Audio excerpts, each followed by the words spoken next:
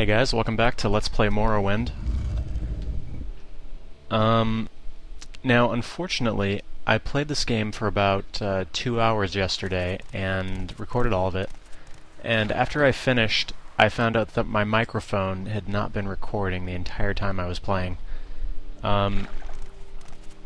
So I didn't want to just post the gameplay without any sort of commentary over it, so I guess what I'm going to be doing is going back and just sort of doing a commentary after the fact. So probably the next two Morrowind videos are going to be done in this fashion, which is a shame. But everything after that is going to go back to live commentary. Hopefully I won't make this same stupid mistake again. So basically what I'm doing this episode is continuing to look for the ring that I was looking for last episode. I'm going to be raiding some dungeons. In fact, that's mostly what I'm going to be doing this episode. Facing some high-level enemies, or at least high-level compared to me.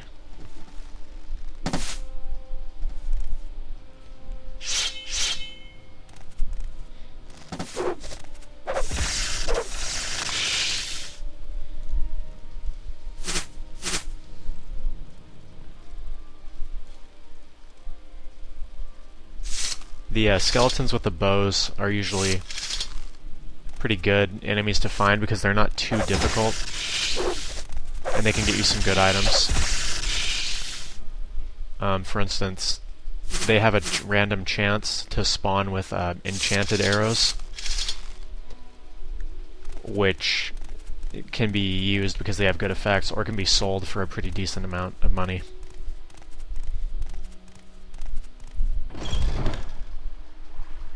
So there's still going to be a lot of, kill one enemy, leave the cave, go back in, kill another enemy. Because at this point, I really didn't have very good equipment. Or I wasn't a very high level either. These Bone Walker guys are pretty scary. Bone Lord, I think they're called. They're pretty scary, but they're not actually that tough. They just drain your speed and then attack you. They shouldn't be too big a deal.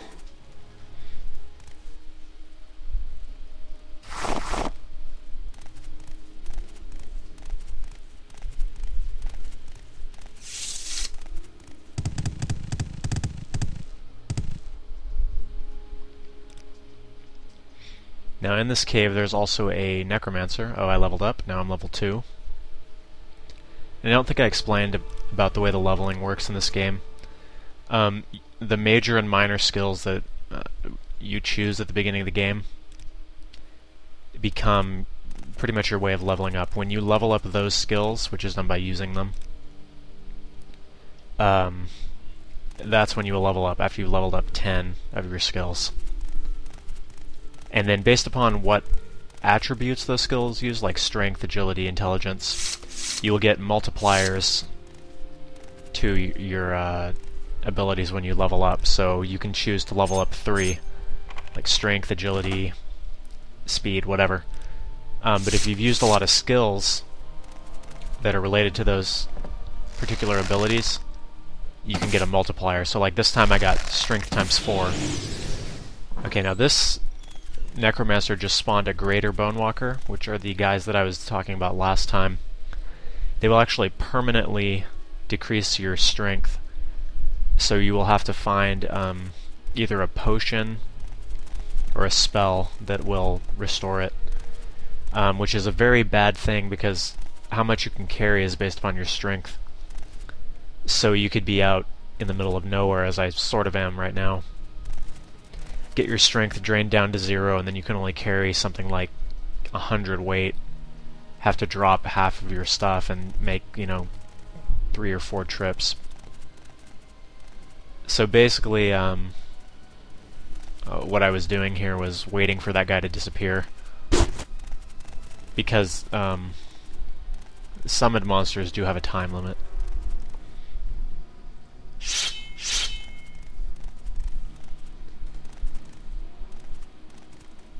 This is probably going to be some of the most boring stuff so far, but I didn't really want to do too much editing on these. I wanted them to be, you know, as raw, as straightforward as possible.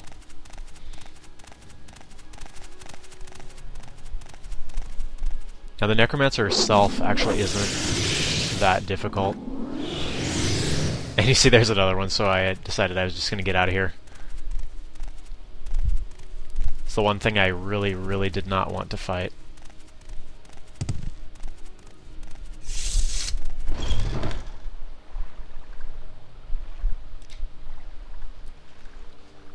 If you know you're going to be going to an area that will have them, or going up against an enemy that has the Bone Walkers, it's often a good idea to bring some Restore Strength potions.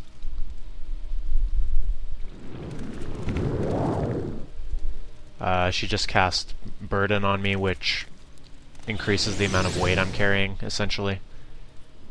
So if you know, you get a high enough effective burden, you won't be able to move. But it's not too big a deal. For whatever reason, this time she decided not to summon the Bone Walker, so this got pretty easy.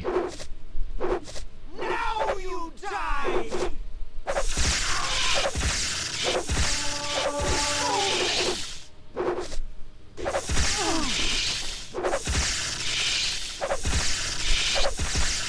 Again, you can see just how exciting and amazing the combat is in this game.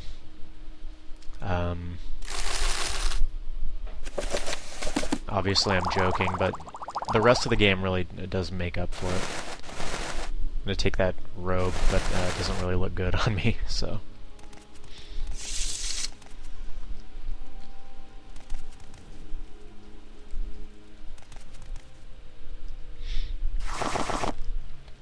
Generally, it's a good idea to take most of the ingredients that you find,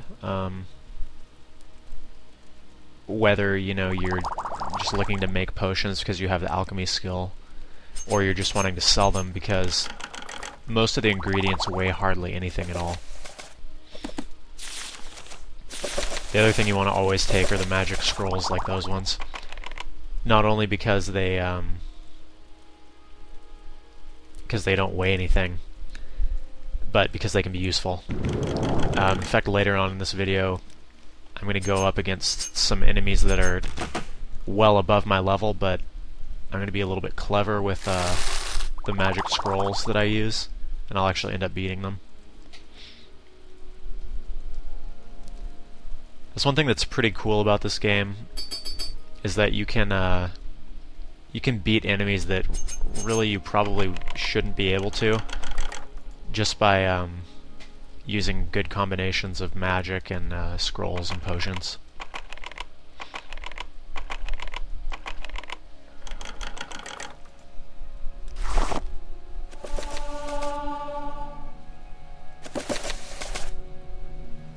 That equipment up on the table is... first of all, got lucky there and found some enchanted throwing stars. That's a rare occurrence, so I went ahead and took them. I think I show off the throwing stars later in this. They're not really useful, but they're pretty fun.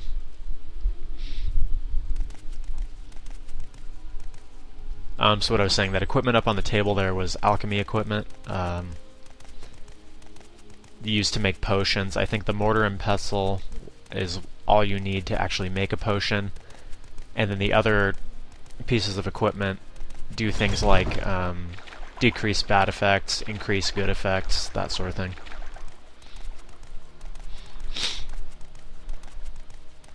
Excuse me, I'm having a little allergy trouble today, but no worries. Now at this point I think I'm still going kind of north along the coastline. What I'm not going to realize until the very end of this video, unfortunately, is that the cave I was looking for was one I already went in. I just missed the container that had the ring I was looking for. But along the way, you know, I'm going to be raiding dungeons and that sort of thing, so it's not just going to be me wandering around aimlessly for 50 minutes.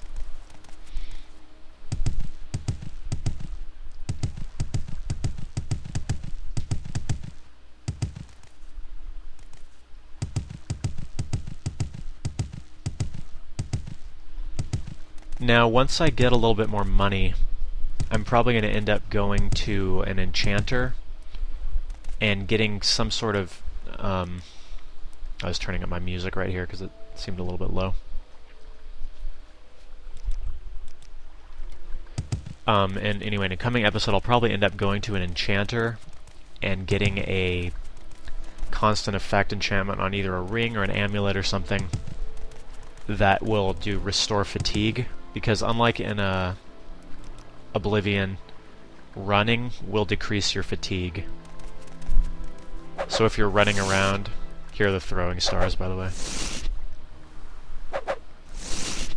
As you can see, they're pretty weak. I mean, it takes 4 of them to kill that little worm. But, you know, you have to admit they're pretty awesome anyway.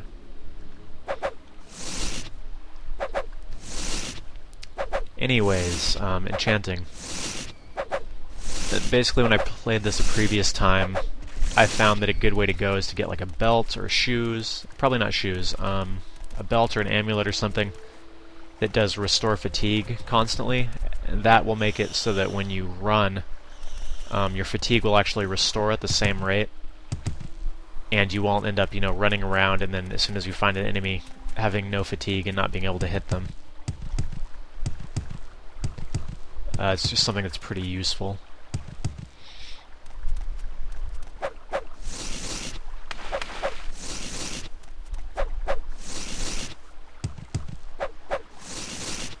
Again, you just gotta love the throwing stars.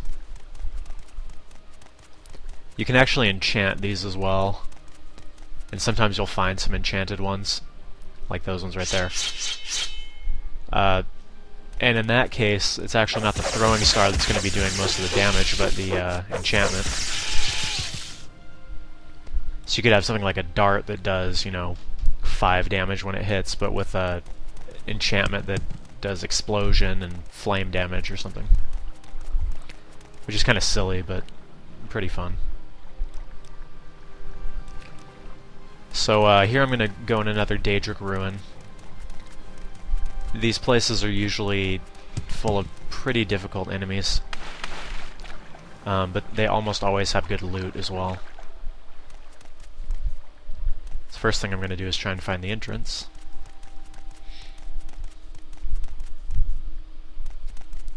Scout here is fortunately friendly. I think it's a girl, actually, but...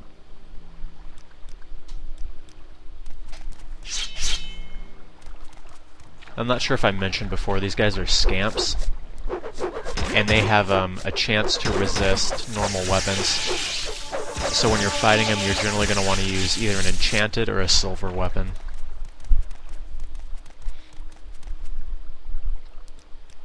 Alright, here's the entrance. I'm going to go in and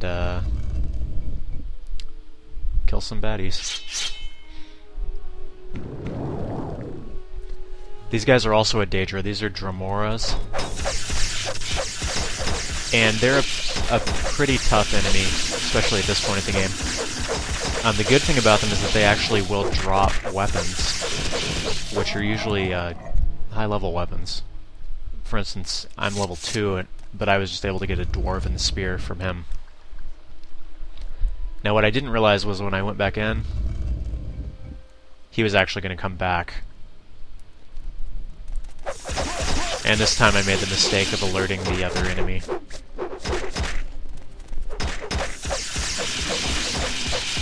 So I believe I take a death here.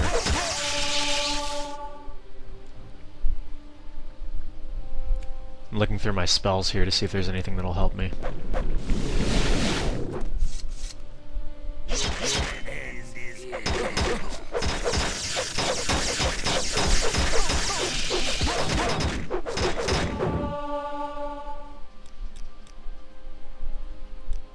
And I picked up all these potions at the last dungeon I was in, but nothing that's really going to help me here. I got these restore health potions, but they're not going to be enough.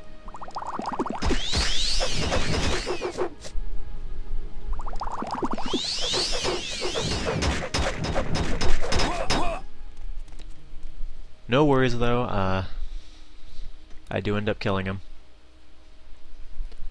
Especially early on, there's going to be a lot of me dying in these because I don't want to... I typically get a little impatient when I see, you know, high level guys. I just want to be able to beat them right away. And as I said before, generally you can make this work if you have enough magic and that sort of thing. So now we're pretty much going to be seeing a little bit of ingenuity at work here. Basically my goal was to kill this guy before the other guy came up. That didn't work out. Fortunately, I did have an invisibility scroll and some attack scrolls, including one that does absorb health.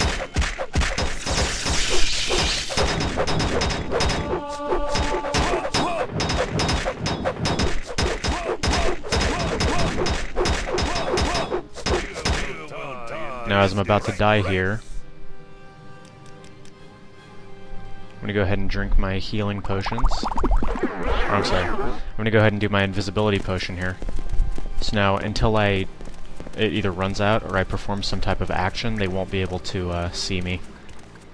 This is going to give me the opportunity to run away and heal myself a little bit.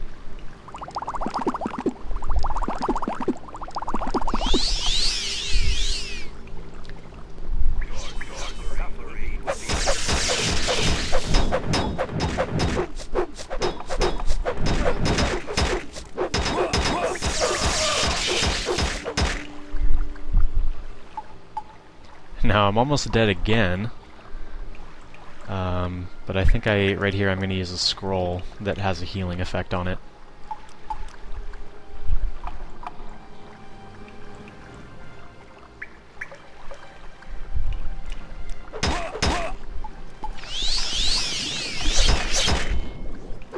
And this is going to allow me to finish him off.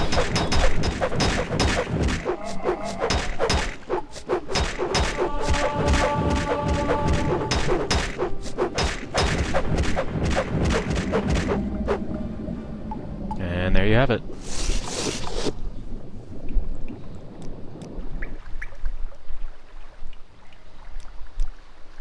This guy did have armor that was in better condition than mine after that battle, so went ahead and swapped some of these out.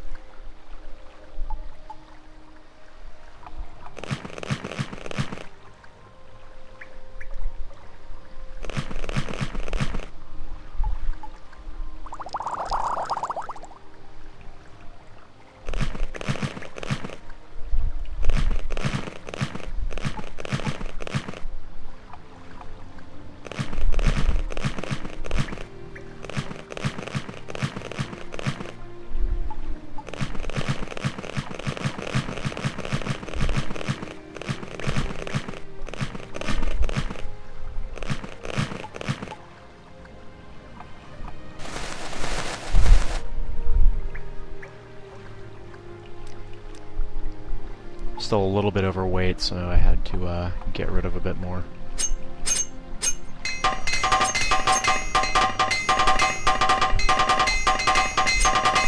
Repair hammers actually tend to get a little bit heavy, so I thought I would try using those first.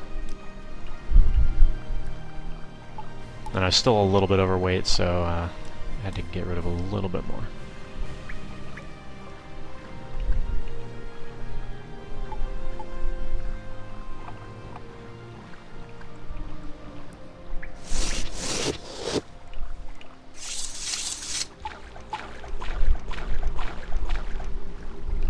Now, I mentioned this in an earlier video, but if you take something from the shrines, a Dremora will actually spawn and attack you. So I was considering it right here, but I ultimately decided that it wasn't worth it. It was just like a little bit of gold and like a pearl or something.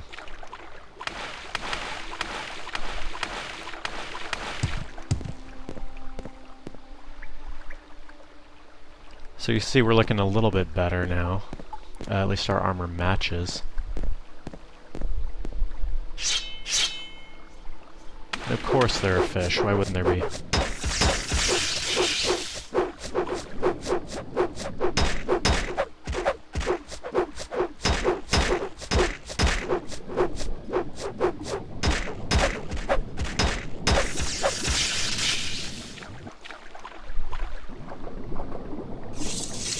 And then I was looking down here, because I figured there had to be some sort of passage.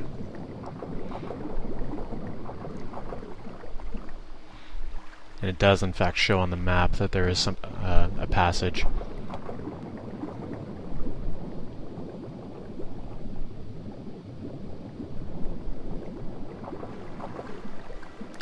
This passage is actually going to be above the water. I was assuming it was underneath.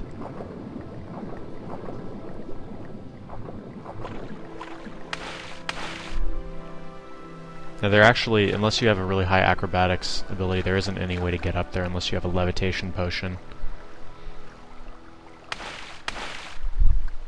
Which, fortunately, I did.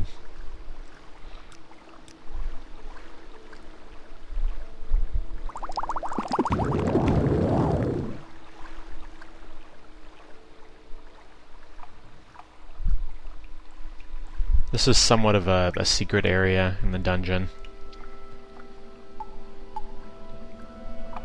Again, because this game is pretty open, you're never really required to go anywhere, unless you're doing a quest, obviously. But this is an area that you wouldn't normally get to if you were just going through the dungeon.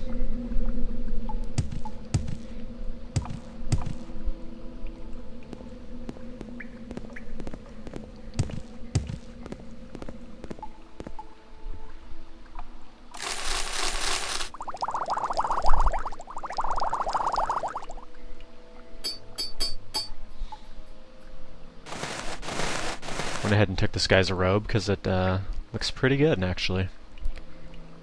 That's lovely. Figured I'd give him that so that he isn't totally naked there.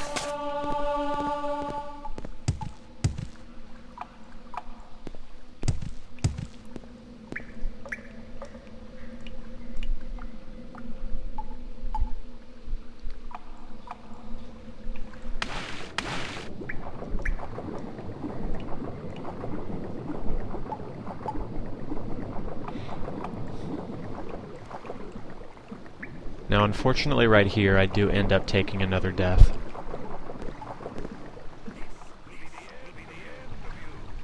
This guy's a pretty high-level mage.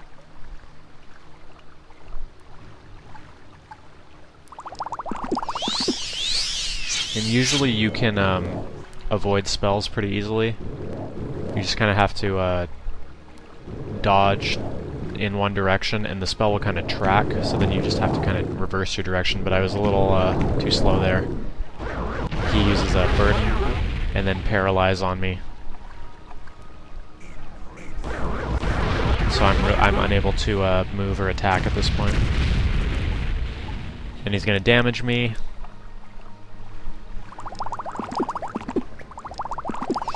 I'm going to try using my restore health potions, but they're not strong enough.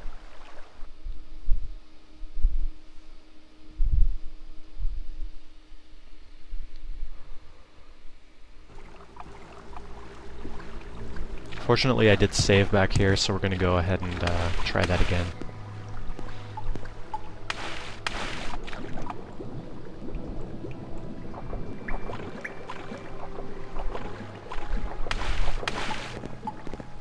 As I've said, lots of trial and error in this game, especially when you don't have very good equipment or stats. This time I know I don't have to go down and kill the fish, so I'm just going to levitate over it.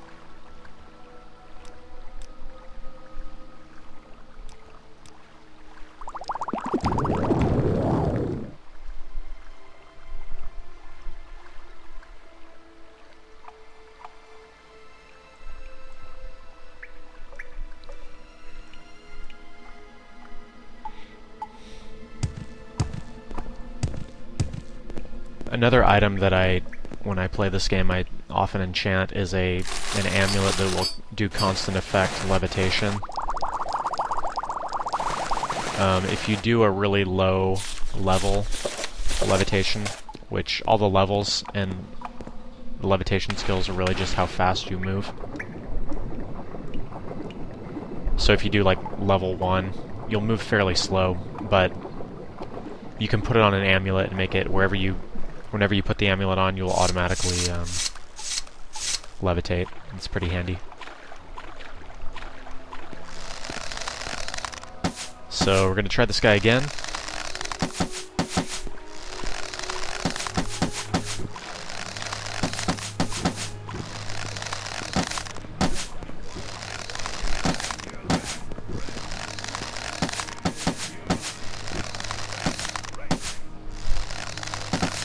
Looking pretty good so far.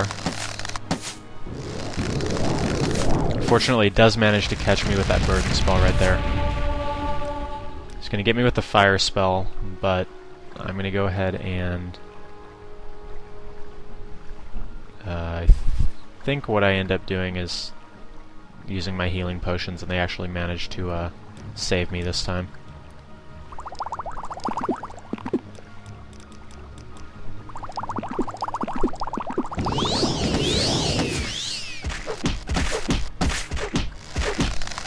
Now he's using the hand-to-hand skill, which is basically punching.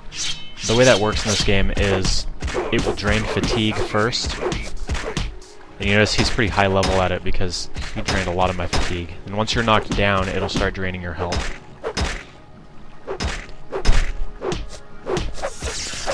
Now unfortunately for me, he actually knocks me down in water when I'm empty on fatigue and I start drowning.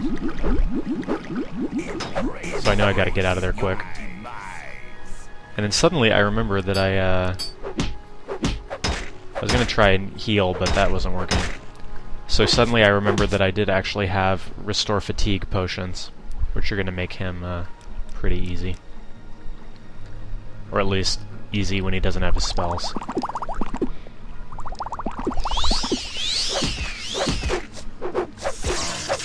You can see he's a pretty high level enemy because I did hardly any damage to him. Now this belt that he has is actually part of I think it's the Imperial Cult. It's a faction where you have part of your quest is to go find all these ancient, or not ancient, but these enchanted items called the Sanguine items. And he actually has one of them, so the reason he was so tough is because he's actually involved in a quest. The one that I found is a belt that, whenever you equip it, will fortify your armor ability, which is, repairing. It'll fortify that by 5. So just by having it equipped, my abilities go up by 5, which is pretty good. Not the most useful thing, but definitely not something I wanted to pass up.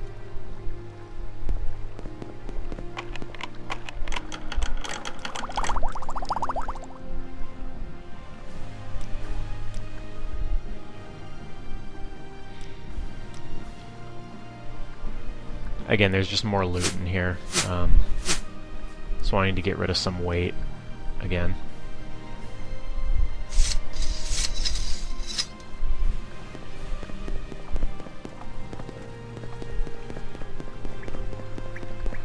And this actually goes out over here at the entrance. I didn't realize that at first.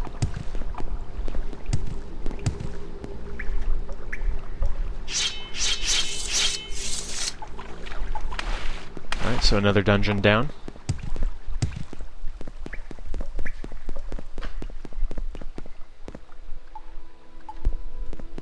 Now we look not too bad, actually. We look sort of like we're one of the Knights Templar or something.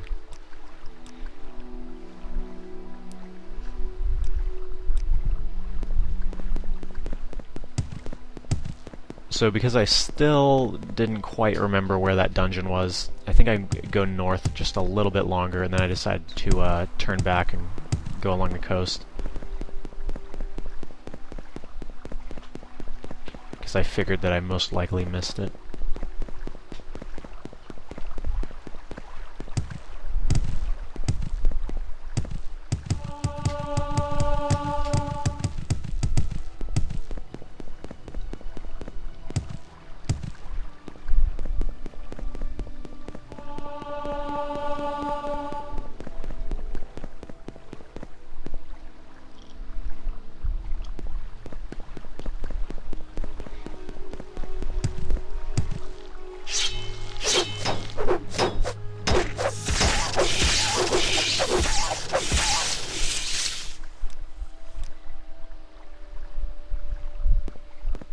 next time I play, I'm going to try and get one of those restore fatigue items fairly quickly, because it gets really annoying when your fatigue is at 0 and you can't hit anything. Once again, of course there are fish. Why wouldn't there be? Now, the really irritating thing about these fish is that they can sense your presence from a very long distance. So you jump into the water here, and you will instantly be swarmed by like 5 or 6 of them. And they're not particularly tough, but they can be hard to hit, especially when your fatigue is low, which it most likely is if you're swimming. And then just them swarming you, they'll just eat away at your health. Literally.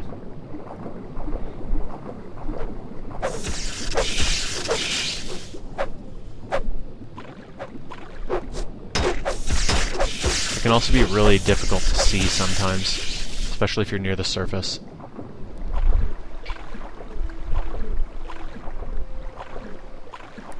Now this structure right here that sort of looming over the horizon is an ancient fort, and there are a number of these. I think it's something like 8 or 10. Some of them are actually involved with the main quest of the game. They tend to be really tough areas with powerful enemies, so I decided to just avoid that for now. I did see this little cave here, but it turns out it's actually, But first, fish!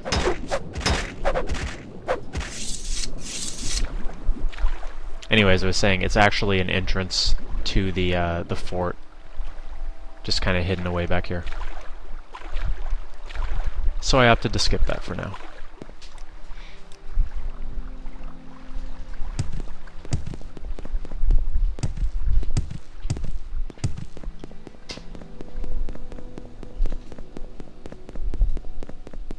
Kind of giving a better view of what it looks like.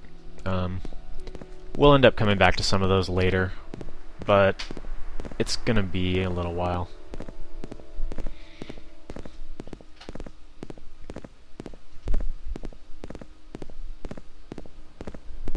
So now I'm gonna go ahead and head back south. I figure I've gone way too far north and missed it.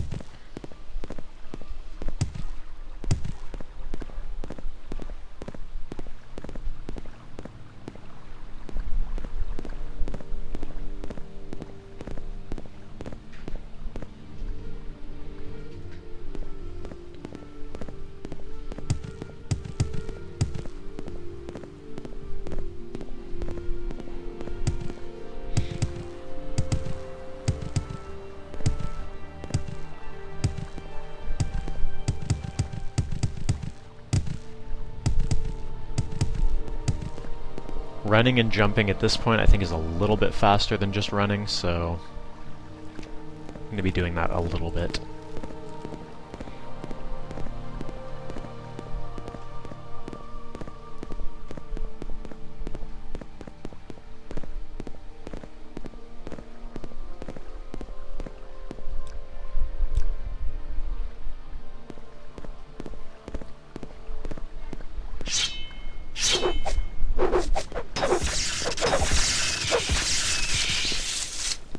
Now the monsters and creatures in this game will level with you to an extent. Mostly what I'm finding now are those little scrib guys, the little white insect things, the mud crabs, and the rats. As you get to higher levels, stronger enemies will start to spawn. These include those really obnoxious cliff racers, the birds. And they're more or less impossible to get away from once they've seen you.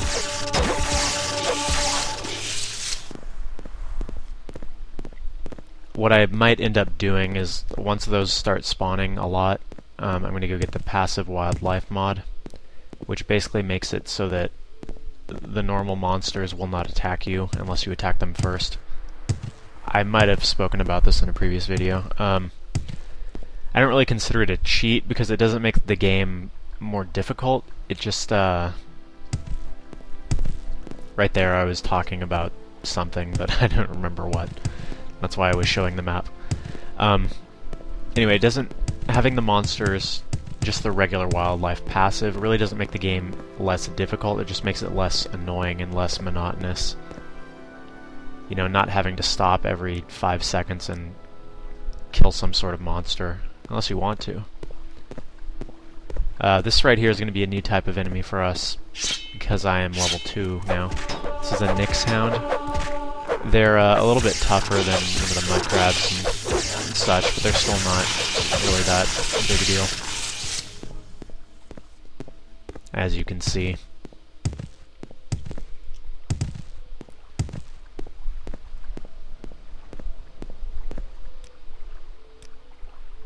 Again, resting to restore my fatigue and level up. So this time I've only got ×2 multipliers in most of my abilities. I'm going to go ahead and do strength, agility, and endurance.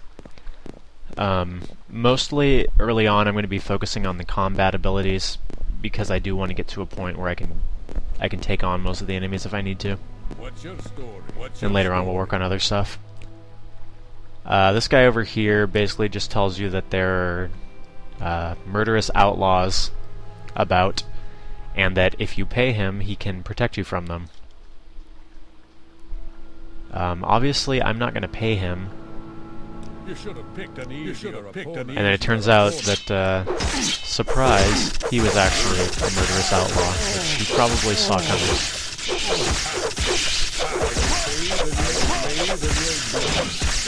He's really not too tough, especially compared to those guys we fought before, so... not a big deal. And he does have a little bit of gold on him, so...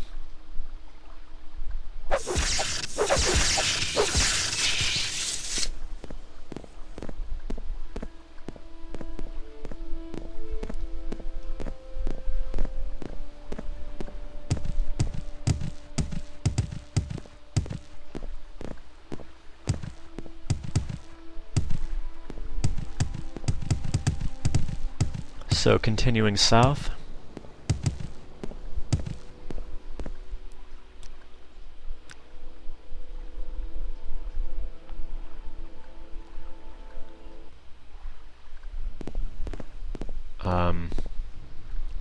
At this point, I was remembering that the cave was, or the dungeon was around that area, and that I had just missed it.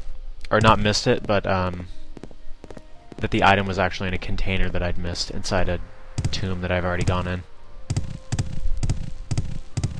So remembering that, I decided to set out on my way. But as often happens in this game, I get just a little bit sidetracked. Those are the cliff racers that I was talking about. They're incredibly obnoxious.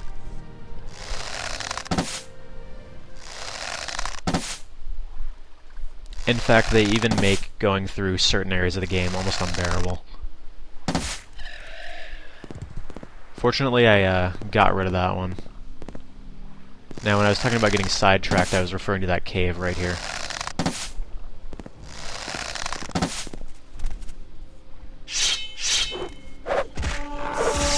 Now that I'm level 3, I guess? I think it was level 3. Yeah. We're going to start seeing more of the Nyx Hounds, the Cliff Racers, and that sort of thing.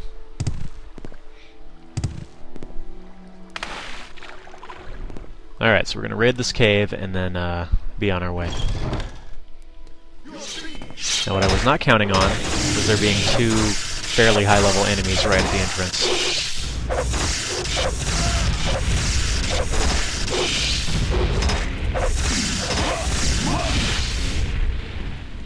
And I'm going to get wiped out pretty quickly. Fortunately, I did have a plan going in this time. Basically, because the enemies in this game, unlike in Oblivion, will not follow you out of doors. You can go in, kill one, leave, kill another one, and that sort of thing. So I'm just going to go in, use some attack scrolls on this one guy to wipe him out, and then come out and heal.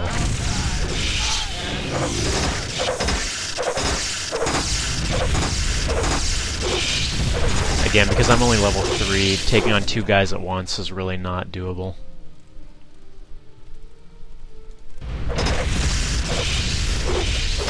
I was debating whether to use another scroll, but I figured it wasn't necessary.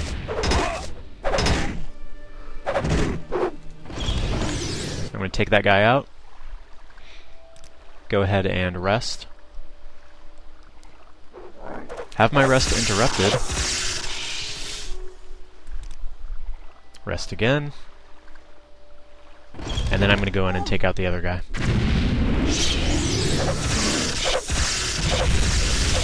This guy's actually a pretty strong mage. You notice he just used an absorb health spell there. Did quite a bit of damage to me just in one hit. But he's not anything I couldn't handle. Unfortunately, he's going to have some trollbone armor, which is actually better than the steel armor I have equipped.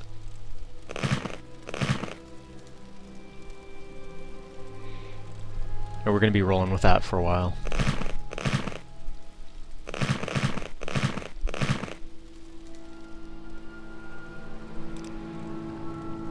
Go ahead and restore my health.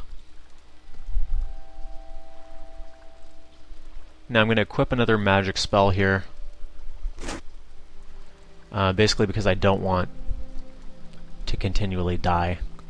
And I figure if those 2 guys were fairly tough, the rest of the guys in here are going to be tough as well.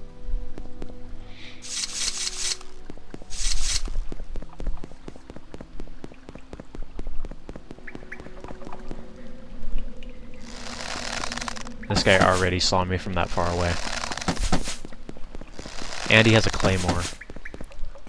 Generally, if the guy has a claymore, you don't want to get in close to him. So I'm just going to go ahead and use 2 scrolls on him. You can see he does quite a bit of damage. But he's no match for my cheapness.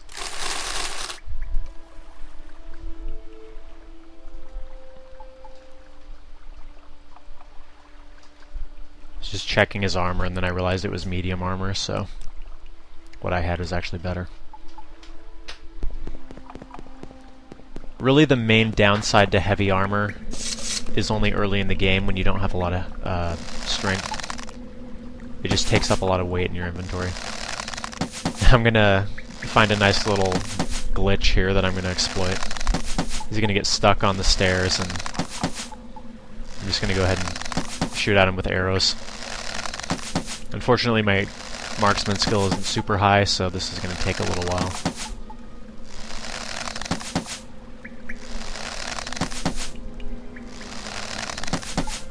The archery system in this game is not the best. They really did a much better job in Oblivion with it. I suppose with the combat in general, they did a much better job. But it gets pretty irritating, you know, firing arrow after arrow that will actually pass through somebody and then they don't end up hitting.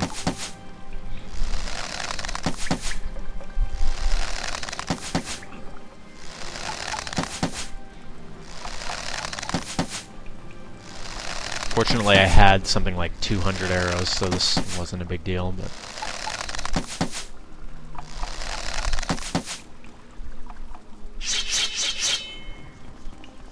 At this point, I just got sick of it and decided to run in and kill him with my sword. I realized he only had a dagger anyway, so he wasn't going to be a big deal. For some reason, he decided that he was going to run. And then he decided he was going to come back and get killed.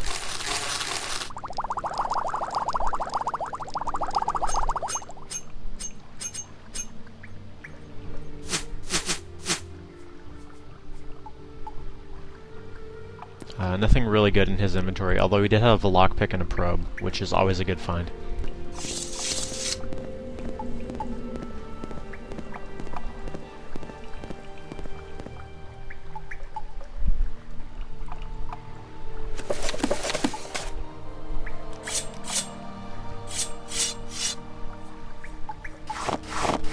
going to go ahead and raid this, all this storage.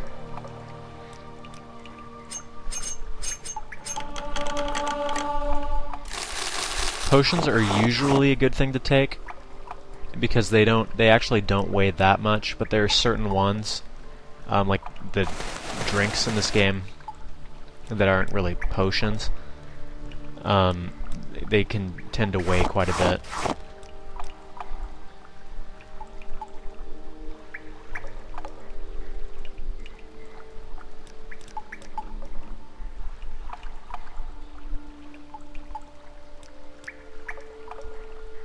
Right here I'm trying to figure out what to get rid of. I ultimately decide to just get rid of some of my least valuable potions.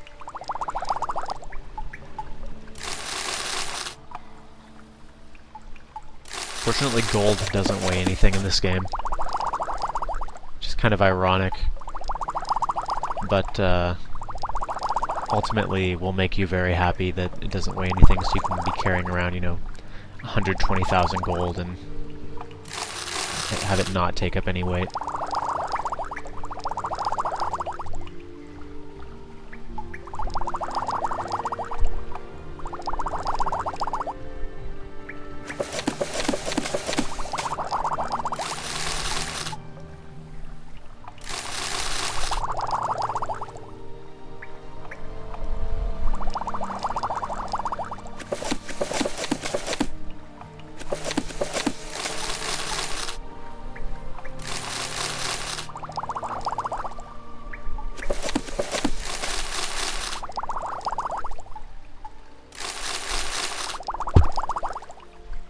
Once again, we're going on with the most thrilling part of the game, which is where I go through chests and grab things.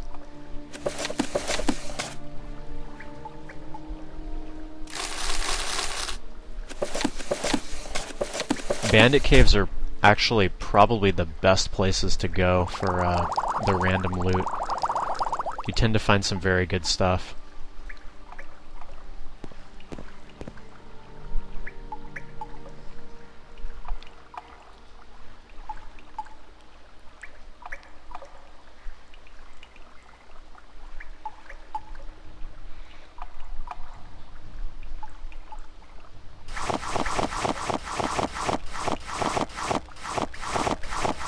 I'm going to take everything here except for the moon sugar.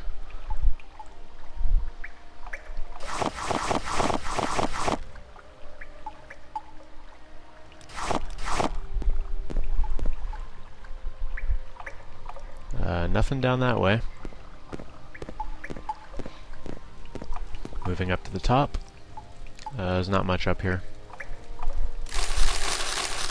Fortunately, I mean, I could sit here and go through chests for, you know, 20 more years. Just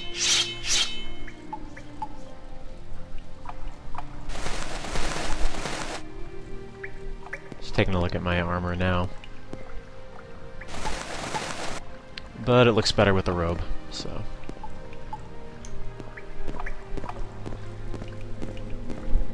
Alright, now that that dungeon is finished, we're going to go ahead and go back to the tomb that has the ring we've been searching for this entire time. Once we've got our bling, that's going to be the end of this video.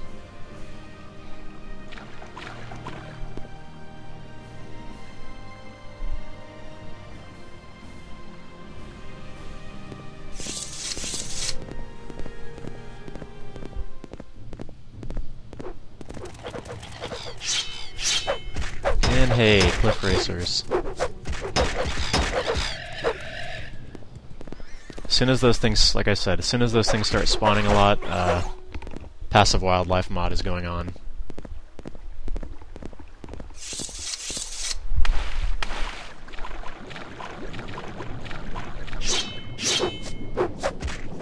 And more fish, great.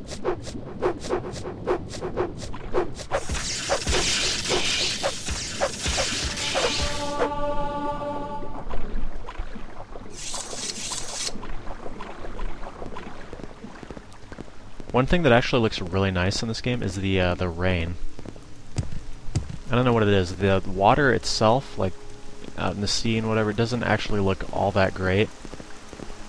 But for some reason, just the way that the rain falls, not necessarily in water, but even on land, it just looks really nice.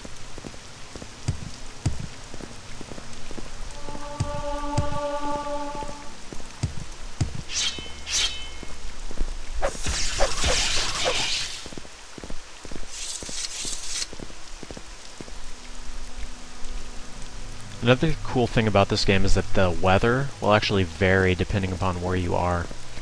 So when you're in a swampy area, it's much more likely that you're going to run into rain. If you're in a desert area, you know, you can find sandstorms and that sort of thing. It's nice little touches like that that really make all of the landscape feel different. This game's been criticized for having lots of browns and that sort of thing in the color palette, but I mean, I really think it's appropriate.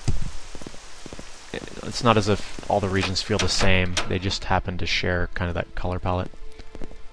Alright, so moving back into the dungeon we've already been in. Enemies such as ghosts, however, will respawn, which I forgot, which is why I didn't heal myself before I came in. Fortunately, these guys aren't particularly hard, so...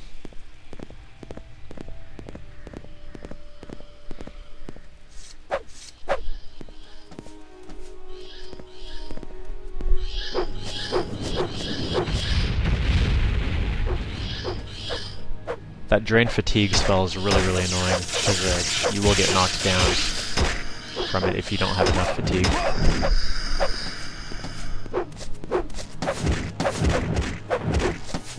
More skeleton archers, not a big deal.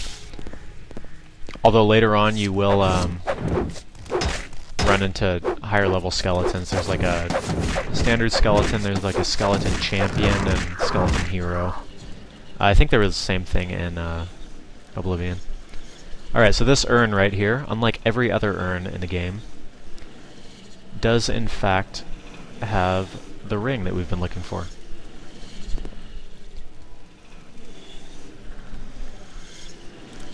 It is trapped, so you're going to need a probe.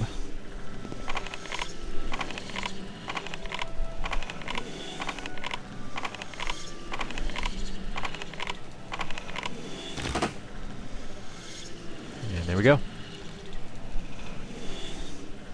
Inside it is the key to the chest over there, and the Minter's Ring.